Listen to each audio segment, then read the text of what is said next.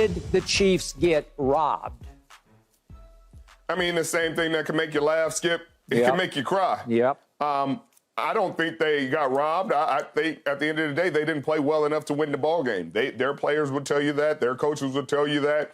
I mean, and that's the truth of the ball game. Sure, there's a few calls at the end. The pass interference was probably pass interference. The unnecessary roughness wasn't unnecessary roughness. So, I mean, but the refs have been terrible all season. So, yeah, that's the expectation now. I mean, it's like the three blind mice throwing darts against the board sometimes when they're out there. You're not going to get consistency. You're not going to get that's an obvious bad call, but they're probably thinking, well, we just saw Valdez-Scantling drop the ball last week. He probably wasn't catching it anyway. So I mean, at the end of the day, the Chiefs know they didn't play well enough to win this ball game offensively. Their defense, that has been the strength of their team this year, didn't play well enough to get this win. So, I mean, no, they didn't get robbed. Mm-hmm.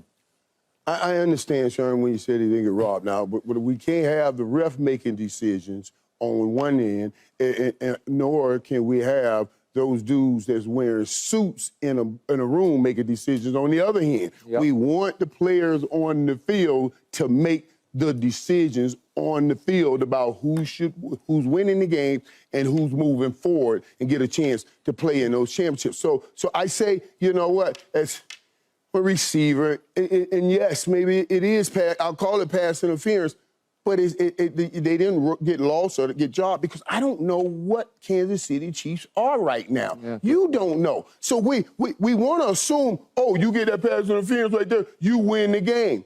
But you're attaching that to what you've seen years and years and years with the Chiefs. You're not attaching it to what you see right now with the Chiefs. So I'm not going so far and take all of the credit away from Jordan Love and the Green Bay Packers by saying that one play that the ref right there, all that hard work they did is out the window. No. And now we're realizing the real facts of the reality.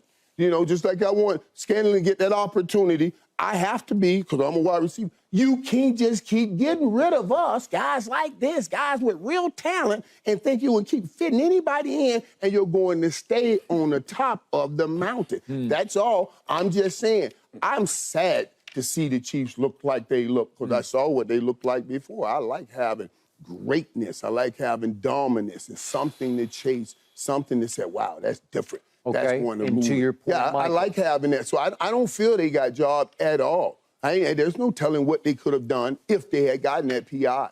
Okay, Michael, before we break down each of these controversial calls, to your bigger picture point, I thought last night for the first time, and maybe this has been escalating all year, they missed Tyreek. They don't have Tyreek. They got away with it last year because Juju Smith-Schuster came in and filled part of the role for them. I give it up. They went and won the Super Bowl without Tyreek. But this year, they look a little lost without Tyreek. Maybe because Kelsey gets a little beat up and he's not quite as hard to find. A couple times last night, he was just wide open, but he ended up just catching 4 balls for 81 yards. So I can't put this on Kelsey. I can't put it on Kelsey. When they know you are the only thing that they have to worry about, you're going to get beat up. I said that before. He's going to have one of the longest seasons he's ever had before because that's the only focus. Okay. All right. Now, back to these calls and to Richard's point, I was just ashamed for the officials last night because it went from bad to worst because the first play is the Mahomes scramble play. He's obviously a ball carrier. He's trying to get an extra yard. He's not going to slide. He's going to run as far as he can run before he goes out of bounds. And he gets hit like football players hit football players, and they throw a flag because he's the quarterback.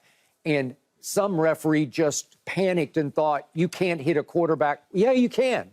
If he gives himself up as a runner, as a ball carrier, why can't you hit him on the sideline? And especially at that marker. Yeah. You either got to go out of bounds here or because you got to protect that marker there. Okay, you got to protect the marker. So I thought they completely missed that call. And then can you argue the next one was a makeup call? I don't know.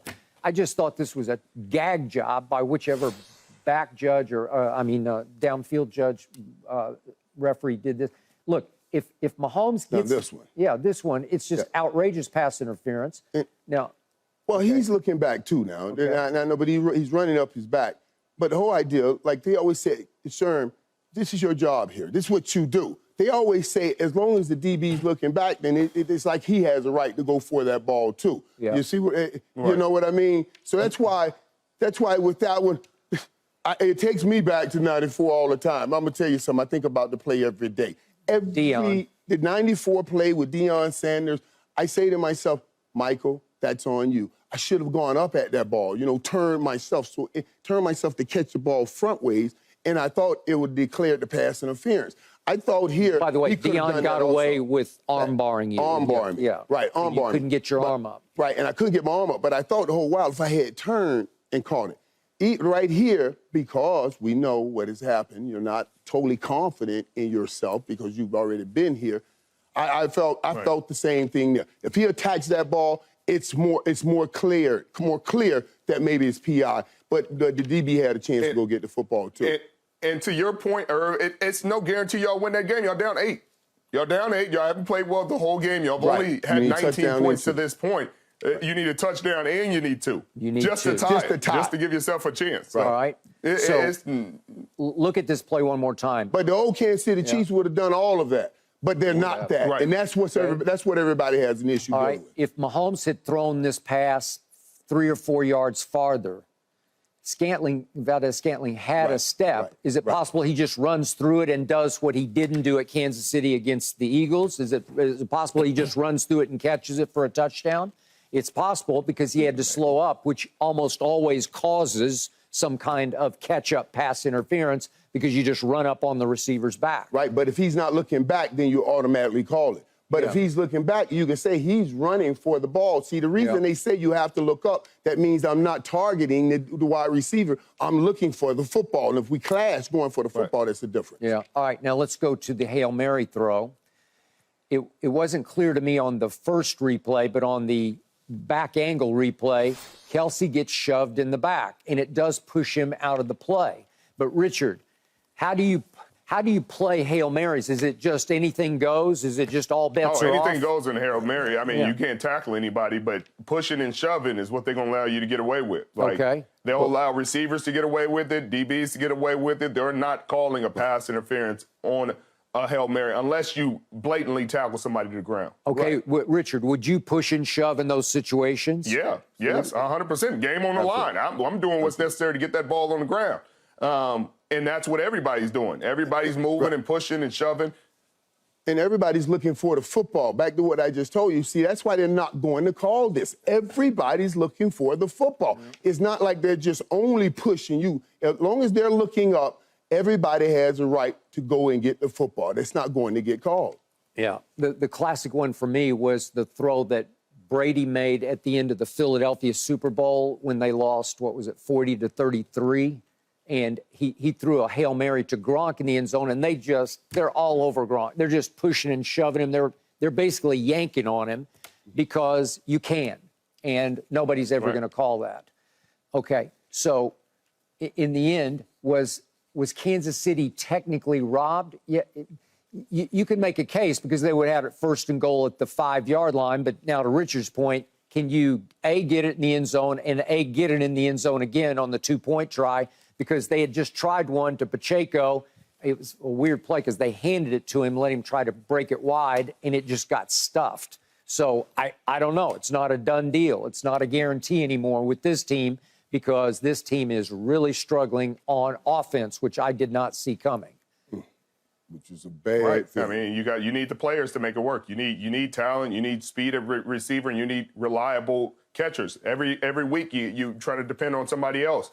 Whether it's Watson or now it's Rashee Rice or then it's Valdez-Scantling, or, and none of them are real, true guys that you can depend on week in and week out. That's the value of a true number 1 receiver. All right, Jordan Love to me, by the week, looks more and more like a franchise quarterback. He just looks like he's a keeper and a winner, and I love the way he plays in fourth quarters. He makes throws. He took a late sack that he shouldn't have, but this is his first year starting. I think he's playing at a higher and higher level. You seen it, Michael? Yeah, and he is and growing quickly and everything, getting in a situation. And I told you guys here now, that relationship with him and that Watson kid right now, it is growing and it is getting somewhere. I mean, this is going to be for a long time.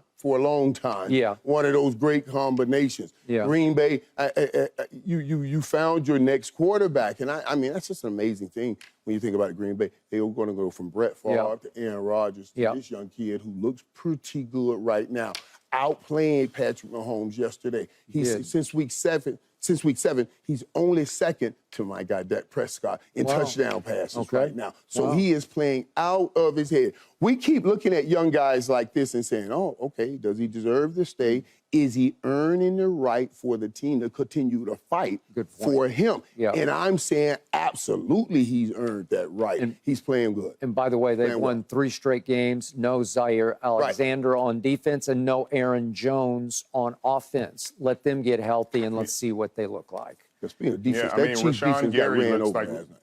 Yep. Yeah. Good Rashawn point. Gary looks legitimate, and he's playing like one of the best in the league right now, too. There you go. Yeah. But that Chiefs defense did look, that surprised me too, the way they were running right over that Chiefs defense. We talked about that and saying they got a chance because they got the defense. They got a chance, they got defense. Not that I didn't see that yesterday. All right, in a moment, we're about to take a left turn into the NBA and what happened Saturday night. We're about to debate what Ime Udoka called LeBron James.